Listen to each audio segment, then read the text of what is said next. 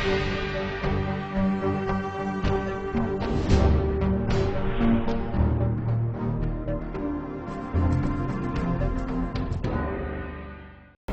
Vindhya times में आपका स्वागत है और आपके साथ मैं श्रेया हाजिर है आज की बुलेटिन की खबरों के साथ। कोरोना वायरस ने पूरे देश और दुनिया में आतंक मचाया हुआ है। रीवा जिला भी कोरोना के शिकंजे में फंसता दिखाई दे रहा है। हर दिन नए मरीजों की पुष्टि हो रही है। आज रीवा नगर निगम कलेक्ट्रेट कार्यालय का रजिस्ट्रार कोरोना से संक्रमित पाया गया है। इसके साथ ही संजय गांधी अस्पताल MRI सेंटर का एक कर्मचारी भी कोरोना पॉजिटिव निकला है, जिसके बाद अस्पताल में हड़कंप मचा हुआ है। MRI सेंटर को बंद कर दिया गया है। रीवा नगर निगम में पेंशन शाखा का कंप्यूटर ऑपरेटर कोरोना पॉजिटिव पाया गया है। यह खबर मिलते ही नगर निगम में जैसे भगदड़ का माहौल व्याप्त हो गया हो। देखते ही देखते कार्यालय की अधिकांश शाखाएं बंद हो गई हैं। जिले में अब कुल एक्टिव केसों की संख्या 80 है, तो वहीं अब तक मिले संक्रमितों की संख्या 163 के पार पहुंच गई है। नगर निगम में कोरोना संक्रमित पाए गए हैं। उसी नगर निगम के द्वारा शहर में लापरवाही करने पर चालान बनाए जाते थे, लेकिन नगर निगम के कर्मचारियों से पता चला कि खुद नगर निगम में मास्क सैनिटाइजर का कोई पता नहीं है। उसमें जो भी निर्धारित प्रोटोकॉल है उसका पालन यहाँ पे करवाया जाएगा। उनके जितने भी कॉन्टैक्ट्स हैं उसकी RRT अभी ट्रेसिंग कर रही है। सबको घर भेज दिया गया है और सब घर पे ही क्वारंटाइन करेंगे और पूरे निगम भवन को अभी सैनिटाइज भी कराया जाएगा और जो भी प्रोटोकॉल है उसका पालन करके कर्मचारियों की सुरक्षा बिल्कुल उठाएगी। तो कर्मचारियों के कहना है कि यहाँ कोई व्यवस्था नहीं है, ना सैनिटाइजर की है, ना कोई सैनिटाइजेशन का कार्य चल ही रहा है और जो भी व्यवस्था है उनकी सुरक्षा के संबंध में सब। शहर के सिविल लाइन थाना अंतर्गत रसिया मोहल्ले में हर रोज नशेड़ियों का जमावड़ा लगता है। शराब हॉली को बीच कॉलोनी के अंदर खोल दिया गया है, जिसकी वजह से कॉलोनियों का वातावरण खराब हो रहा है। शराब के खरीदार व शराब पीने वाले लोग शराब हॉली के पास अहाता में बैठकर शराब पीते हैं, जिसके चलते मोहल्ले की महिलाओं के साथ छेड़छाड़ जैसी वारदातों को अंजाम दे रहे हैं।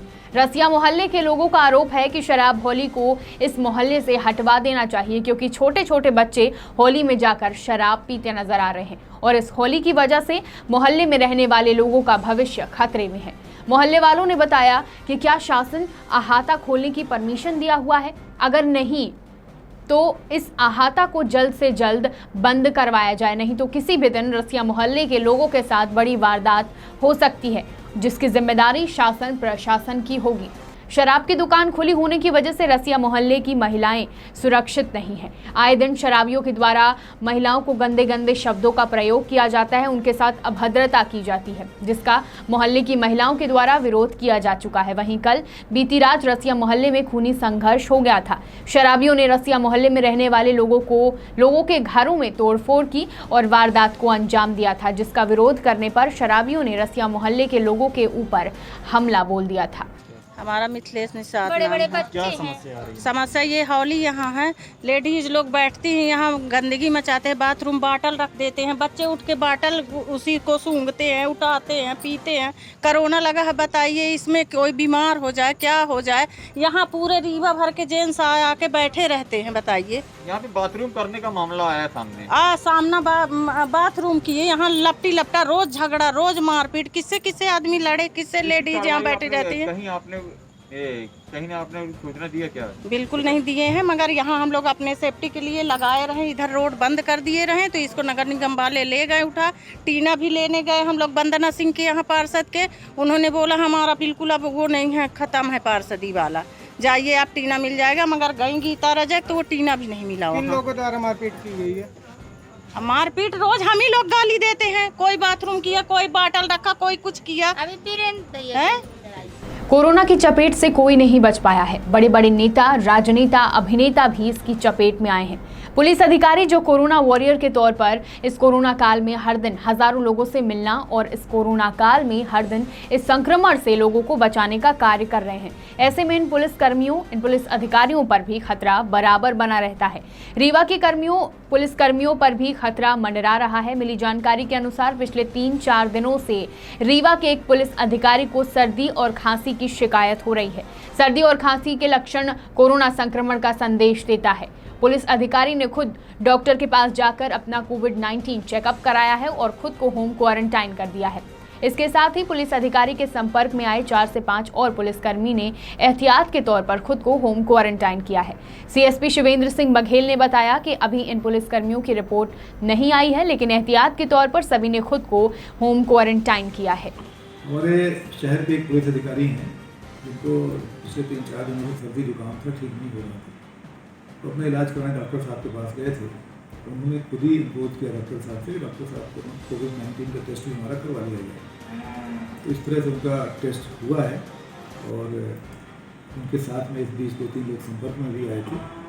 इस तरह से कुल 5 लोग जो हैं एहतियात के तौर पर सेल्फ होम क्वारंटाइन हो गए।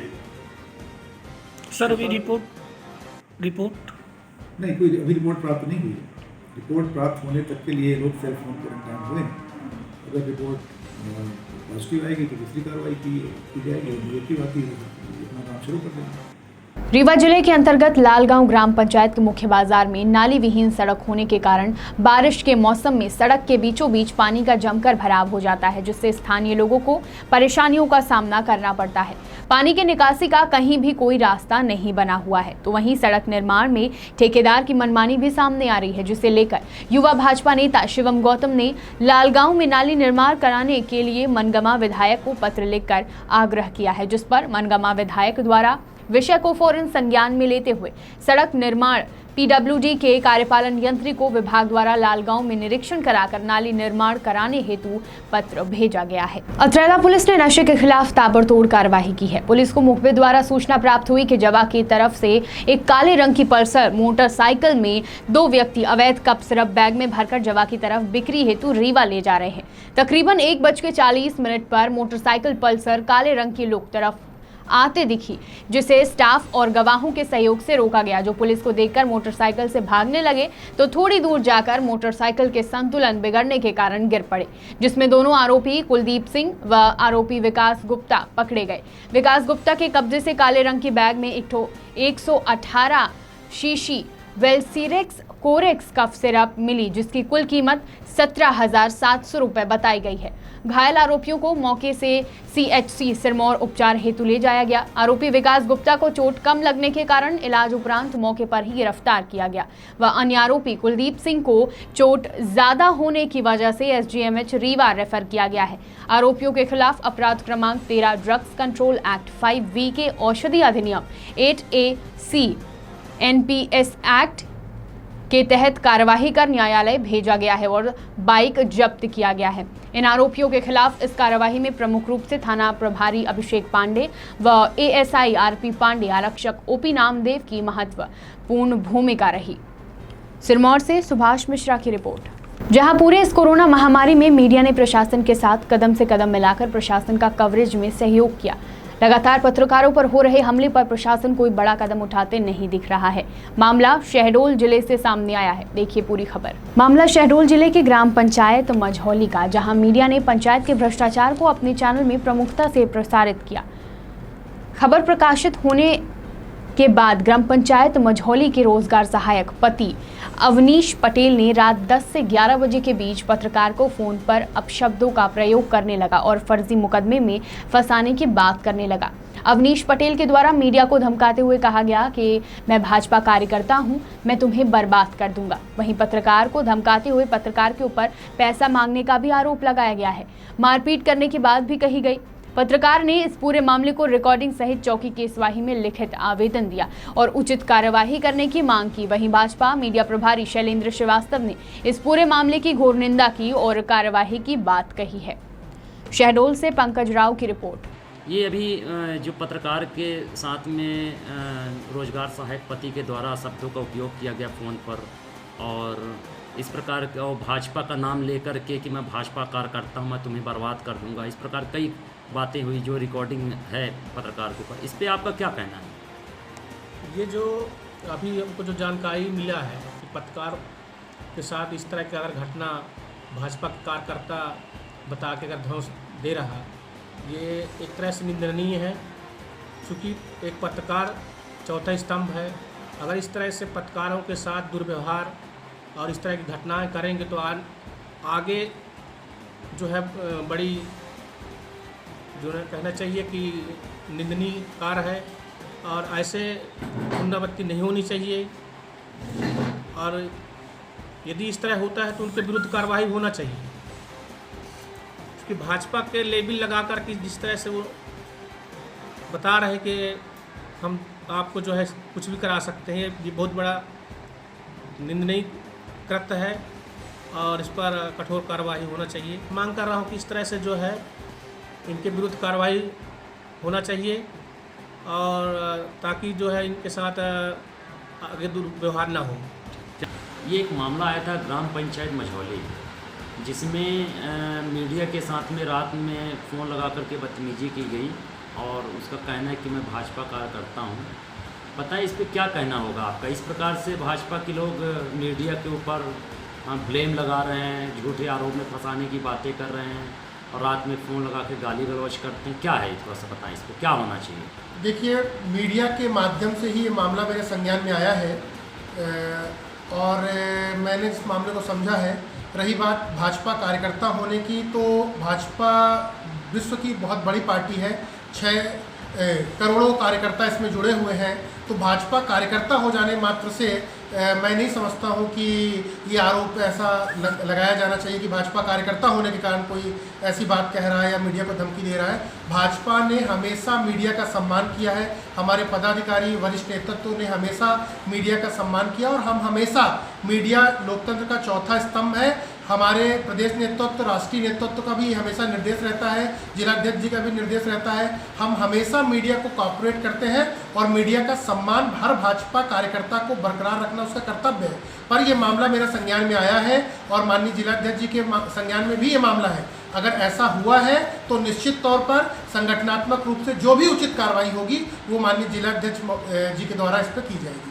बात करते हैं बुलेटिन की आखिरी खबर की। प्रदेश के मुखिया भले ही कुछ सालों पहले मध्य प्रदेश की सड़कों की तारीफ अमेरिका की सड़कों से बेहतर बताते हुए कर चुके हों, लेकिन हम मध्य प्रदेश की एक ऐसी खस्ताहाल सड़क को दिखाने जा रहे हैं जिसे देखकर आप ये सोचने पर मजबूर हो जाएंगे कि सत्ता चाहे किसी भी दल के पास हो, आमजन की परेशानी से किसी को वास्ता नहीं है और वादे महज दिखावा है। बात कर रहे हैं शहडोल जिले के बुढ़ार से हरदी मार्ग से होकर NH-43 को मिलाने वाली सड़क की।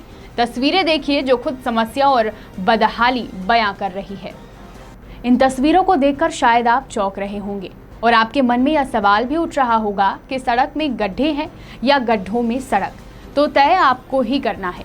जी हाँ, यह सड़क मध्य प्रदेश के शहडोल जिले की है और इतना तो तय है कि यह सड़क अमेरिका की सड़कों से बेहतर नहीं है। जिले के कोयलांचल इलाके में आने वाली यह खस्ताहाल सड़क बुढ़ार से राष्ट्रीय राजमार्ग NH-43 को जोड़ने वाली प्रमुख सड़क है। इस रास्ते से लगे लगभग 30 गांव हैं और जिले के 4 प्रमुख कोयला खदानें भी, लेकिन महज 8 किलोमीटर की दूरी इस सड़क पर किसी भी पल थोड़ी सी लापरवाही मौत को न्योता दे सकती है। राष्ट्रीय राजमार्ग 43 राष्ट्रीय राजमार्ग 43 को जोड़ने वाली इस सड़क पर आवाजाही की बात करें तो सैकड़ों बड़े वाहनों के साथ हजारों लोगों की रोजाना आवाजाही है। कोयलांचल इलाके से छत्तीसगढ़ जाना हो या जबलपुर की ओर इस सड़क से होकर गुजरना पड़ता है। बावजूद इसके इस सड़क की दुर्दशा प्रशासन और सत्ताधारियों को दिखाई नहीं दे रही है। हालात यह है कि 8 किलोमीटर की दूरी तय करने में 1 घंटे का समय लग जाता है।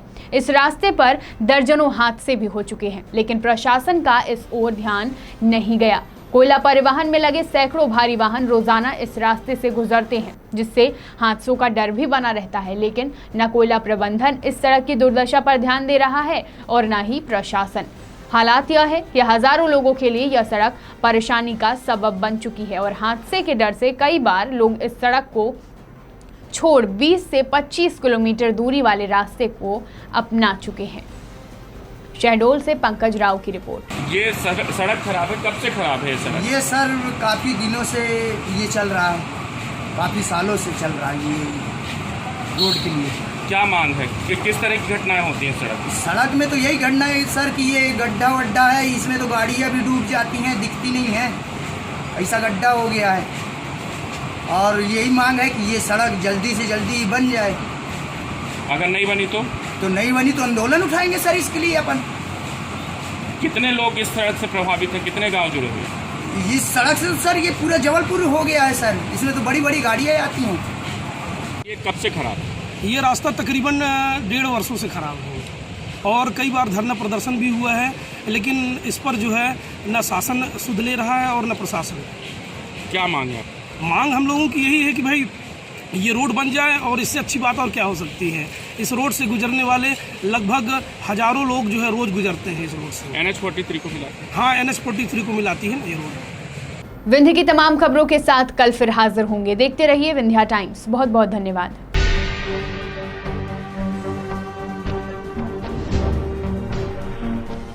VT Bulletin sponsored by Uttam Singh Academy,